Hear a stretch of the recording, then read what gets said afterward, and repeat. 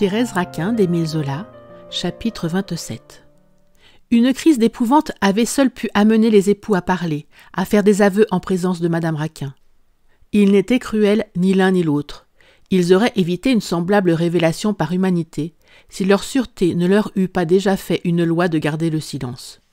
Le jeudi suivant, ils furent singulièrement inquiets. Le matin, Thérèse demanda à Laurent s'il croyait prudent de laisser la paralytique dans la salle à manger pendant la soirée. Elle savait tout, elle pourrait donner l'éveil. « Bah, répondit Laurent, il lui est impossible de remuer le petit doigt. Comment veux-tu qu'elle bavarde ?»« Elle trouvera peut-être un moyen, répondit Thérèse. Depuis l'autre soir, je lis dans ses yeux une pensée implacable. Non, vois-tu, le médecin m'a dit que tout était bien fini pour elle. Si elle parle encore une fois, elle parlera dans le dernier hoquet de l'agonie. Elle n'en a pas pour longtemps, va. Ce serait bête de charger encore cette conscience en l'empêchant d'assister à cette soirée. Thérèse frissonna. « Tu ne m'as pas comprise, cria-t-elle. « Oh, tu as raison, il y a assez de sang. Je voulais te dire que nous pourrions enfermer ma tante dans sa chambre et prétendre qu'elle est plus souffrante, qu'elle dort. » C'est cela, reprit Laurent, et cet imbécile de Michaud entrerait carrément dans la chambre pour voir quand même sa vieille amie. Ce serait une excellente façon pour nous perdre. Il hésitait. Il voulait paraître tranquille et l'anxiété le faisait balbutier. « Il vaut mieux laisser aller les événements, continua-t-il. Ces gens-là sont bêtes comme des oies. Ils n'entendront certainement rien au désespoir muet de la vieille. Jamais ils ne se douteront de la chose, car ils sont trop loin de la vérité. Une fois l'épreuve faite, nous serons tranquilles sur les suites de notre imprudence. Tu verras, tout ira bien. » Le soir, quand les invités arrivèrent, madame Raquin occupait sa place ordinaire entre le poêle et la table. Laurent et Thérèse jouaient la belle humeur, cachant leurs frissons, attendant avec angoisse l'incident qui ne pouvait manquer de se produire. Ils avaient baissé très bas l'abat-jour de la lampe, la toile cirée seule était éclairée. Les invités eurent ce bout de causerie banale et bruyante qui précédait toujours la première partie de domino. Grivet et Michaud ne manquèrent pas d'adresser à la paralytique les questions d'usage sur sa santé, questions auxquelles ils firent eux-mêmes des réponses excellentes comme ils en avaient l'habitude. Après quoi, sans plus s'occuper de la pauvre vieille, la compagnie se plongea dans le jeu avec délice. Madame Raquin, depuis qu'elle connaissait l'horrible secret, attendait fiévreusement cette soirée. Elle avait réuni ses dernières forces pour dénoncer les coupables. Jusqu'au dernier moment, elle craignit de ne pas assister à la réunion. Elle pensait que Laurent la ferait disparaître, la tuerait peut-être, ou tout au moins l'enfermerait dans sa chambre. Quand elle vit qu'on la laissa là, quand elle fut en présence des invités, elle goûta une joie chaude en songeant qu'elle allait tenter de venger son fils. Comprenant que sa langue était bien morte, elle essaya un nouveau langage.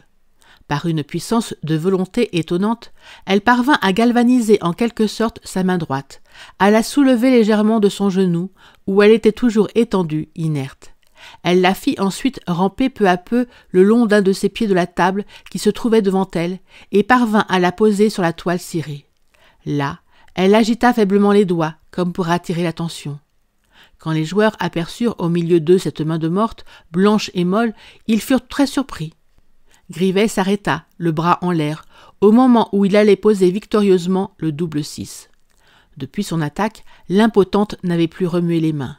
« Eh, voyez donc, Thérèse !» cria Michaud. « Voilà madame Raquin qui agite les doigts. Elle désire sans doute quelque chose. » Thérèse ne put répondre.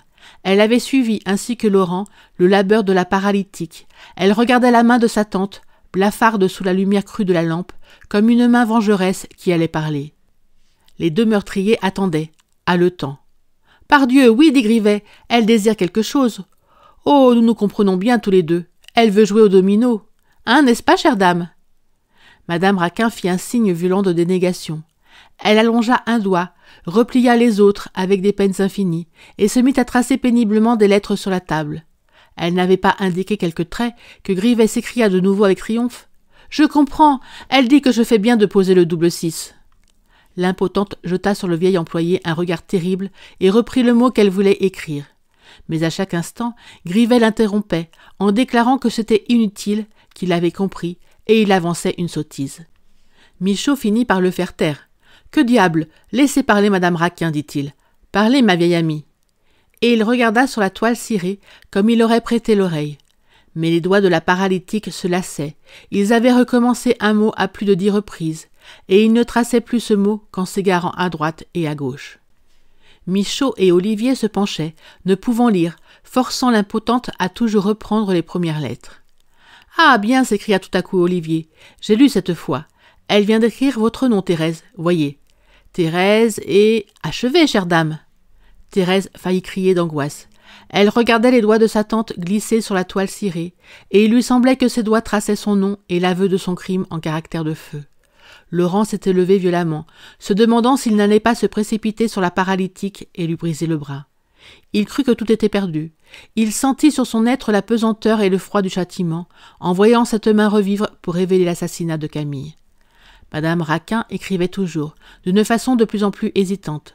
« C'est parfait, je lis très bien, reprit Olivier au bout d'un instant, regardant les époux. Votre tante écrit vos deux noms, Thérèse et Laurent. » La vieille dame fit coup sur coup des signes d'affirmation, en jetant sur les meurtriers des regards qui les écrasèrent. Puis elle voulut achever. Mais ses doigts s'étaient roidis. La volonté suprême qui les galvanisait lui échappait. Elle sentait la paralysie remonter lentement le long de son bras et de nouveau s'emparer de son poignet. Elle se hâta, elle traça encore un mot. Le vieux Michaud lut à haute voix. « Thérèse et Laurent ont... » Et Olivier demanda. « Qu'est-ce qu'ils ont, vos chers enfants ?» Les meurtriers, pris d'une terreur folle, furent sur le point d'achever la phrase tout haut. Ils contemplaient la main vengeresse avec des yeux fixes et troubles, lorsque tout d'un coup, cette main fut prise d'une convulsion et s'aplatit sur la table. Elle glissa et retomba le long du genou de l'impotente, comme une masse de chair inanimée. La paralysie était revenue et avait arrêté le châtiment. Michaud et Olivier se rassirent, désappointés, tandis que Thérèse et Laurent goûtaient une joie si âcre qu'ils se sentaient défaillir sous le flux brusque du sang qui battait dans leur poitrine. Grivet était vexé de ne pas avoir été cru sur parole. Il pensa que le moment était venu de reconquérir son infaillibilité en complétant la phrase inachevée de Madame Raquin. Comme on cherchait le sens de cette phrase. « C'est très clair, dit-il. Je devine la phrase entière dans les yeux de Madame. Je n'ai pas besoin qu'elle écrive sur une table, moi. Un de ses regards me suffit. Elle a voulu dire « Thérèse et Laurent ont bien soin de moi ». Grivet dut s'applaudir de son imagination, car toute la société fut de son avis. Les invités se mirent à faire l'éloge des époux, qui se montraient si bons pour la pauvre dame. « Il est certain, dit gravement le vieux Michaud, que Madame Raquin a voulu rendre hommage aux tendres attentions que lui prodiguent ses enfants.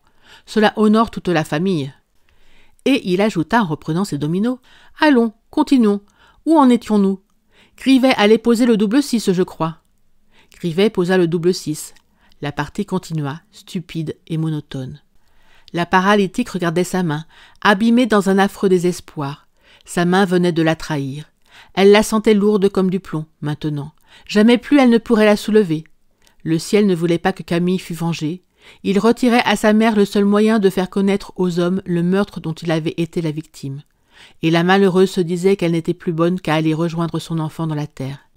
Elle baissa les paupières, se sentant inutile désormais, voulant se croire déjà dans la nuit du tombeau.